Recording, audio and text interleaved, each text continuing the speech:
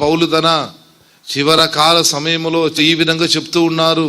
If there be therefore any consolation in Christ, క్రీస్తునందు మీకు ఏదైనా హెచ్చరిక, క్రీస్తునందు మీరు నేను హెచ్చరిక పొందిన వారై ఉన్నప్పుడు, కూర్చున్న నేను మీరు క్రీస్తునందు హెచ్చరింపబడిన వారై ఆ విధమైన జీవితములో ఉన్నట్లయితే, ఇది లేనప్పుడు మీరెంత ప్రయాసపడినా మీరు మారలేరు, నేను మారలేను. ఆత్మీయ జీవితములో ఉన్న లక్షణములో ఒక గొప్ప లక్షణం అన్నమాట ఏంటంటే హెచ్చరింపులో కొనసాగినటువంటి జీవితం. ఈనాడు మన జీవితం అటువంటి హెచ్చరింపుతో కూడిన.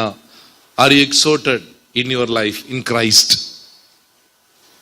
క్రీస్తునందు హెచ్చరింపబడినటువంటి జీవితంలో ఉన్నారా? ఉన్నట్లయితే ఇప్పుడు మనకు కన్నీళ్ళు వస్తుంది, దుఃఖం వస్తుంది, పశ్చాత్తాపం వస్తుంది, మారుమనసు వస్తుంది, క్షమిస్తారు, సహిస్తారు, విడిచిపెడతారు, ఏం చేయాలనుకుంటారు. We will have lot of changes.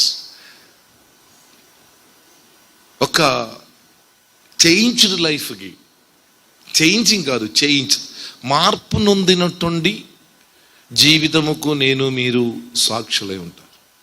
Praise the lord.